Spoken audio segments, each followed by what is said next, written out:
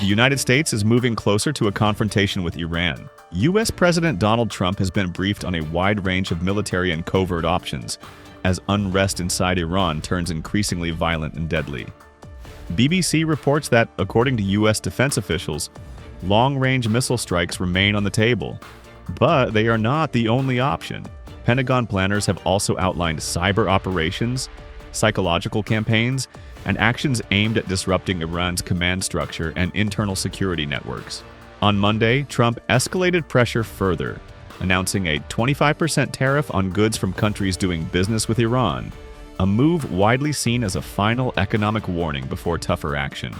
The warnings come as protests across Iran enter their third week. Human rights groups say more than 600 protesters have been killed, including children, as demonstrations spread from major cities into smaller towns. Thousands more have been arrested amid a sweeping crackdown by security forces. The protests were sparked by economic collapse, soaring food prices, and anger over political repression, but they have since grown into a direct challenge to Iran's leadership. They were actively engaged in widespread destruction, causing immense damage and chaos, solely for the purpose of appeasing and gratifying the individual who held the highest position in American foreign affairs. This was because this prominent figure had previously uttered a completely unfounded and utterly irrelevant statement declaring that if the Iranian government were to undertake specific actions or policies, he would personally intervene and provide unwavering support to certain factions or outcomes, thereby inciting these destructive behaviors.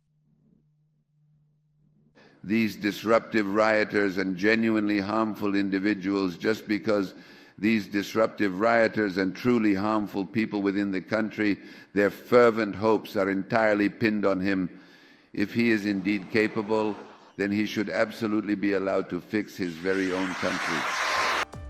China pushed back against President Donald Trump's threat to impose tariffs on countries trading with Iran. Foreign Ministry spokesperson Mao Ning said Beijing is closely monitoring the situation, will take necessary steps to protect Chinese citizens, and supports Iran in maintaining national stability. 中方在关税问题上的立场非常明确，关税战没有赢家，中方将坚定维护自身的正当合法权益。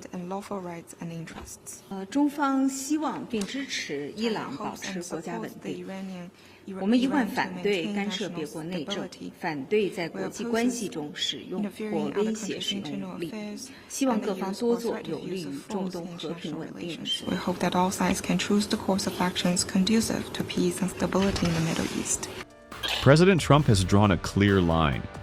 He has warned that if the killings continue, the United States may be forced to act. At the same time, Trump revealed that Iranian officials had quietly reached out to Washington to discuss negotiations over Iran's nuclear program. Do you have any willingness from Iran to engage diplomatically with you or perhaps negotiate on their nuclear program? With Iran? Yeah, do you think they want to engage diplomatically with you? They do. They called you? Is it still yesterday. an option? Is it still an option? Iran called to negotiate. Yesterday. Yesterday. The leaders of Iran called. They want to negotiate. I think they're tired of being beat up by the United States. Are you sure you details on that call? Iran wants to negotiate, yes. Negotiate what? We may meet with them. I mean, a meeting is being set up. But we may have to act because of what's happening before the meeting. Right. But a meeting is being set up.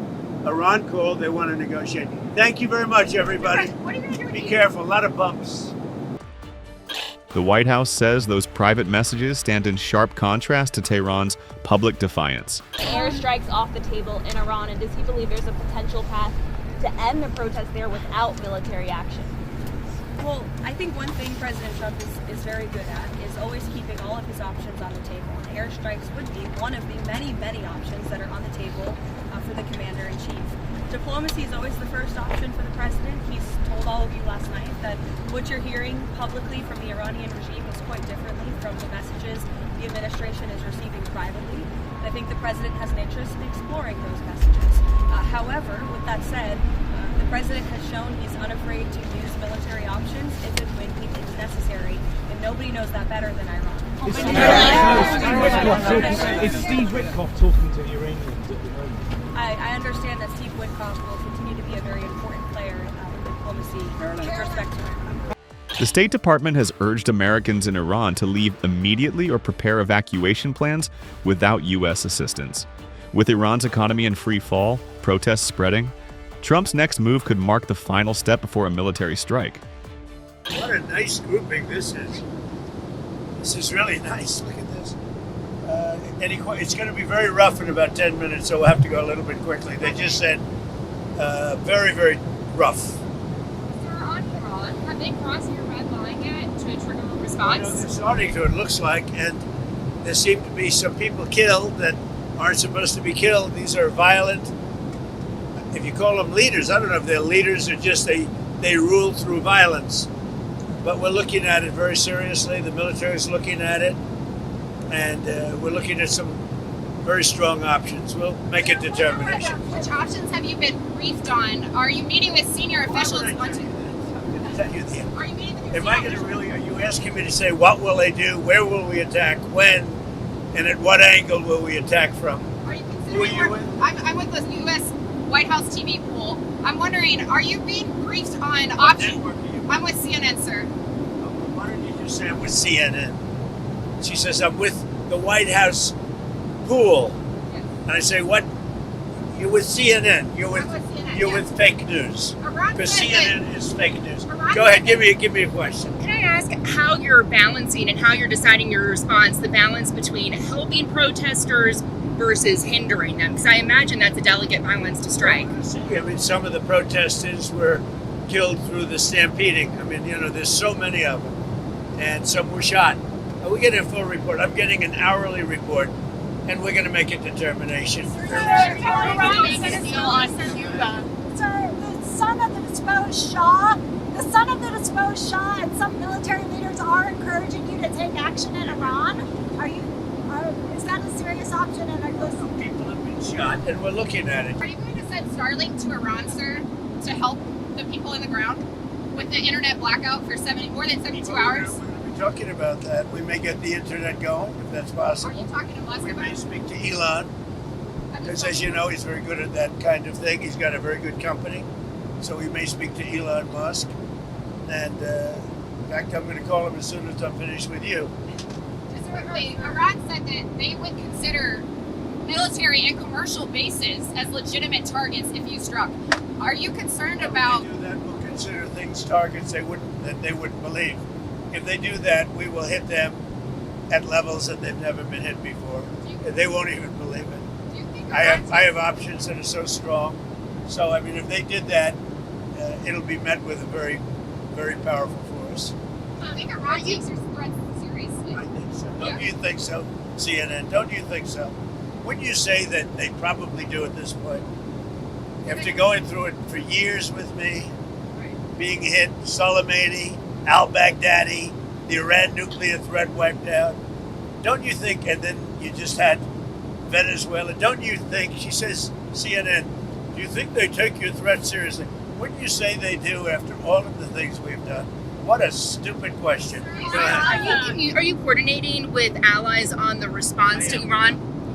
Mr. President, when will you meet with Maria Corina Machado this week? I don't know. I hear Tuesday or Wednesday. I look forward to that. Have you named your board of peace for Gaza yet? Where do those plans We have a stand? board of peace that's being formed, but essentially it's the most important leaders of the most important nations. All nations, but the most important, you take the most important leaders and nations, that's who the board of peace is going to be. Everybody wants to be on it. And back on Iran, the Ayatollah said that he thinks that the protesters are trying to, quote, please you. Do you see it that way? What's your message to the Iranian people I right don't now? know that they're trying to please me. They named a boulevard after me, but that's pretty pleasing. But I don't think they're trying to please. I think they just want peace. They want to have freedom. The protesters are after freedom. Iran has not allowed freedom for a long time. And the protesters, I don't think they're trying to appease me. They're trying to get somebody to help them. They're under siege. And now it looks like they're being shot, which is a very bad thing. Mr. President, is administration in contact with the Iranian opposition leaders as this is unfolding? Yeah.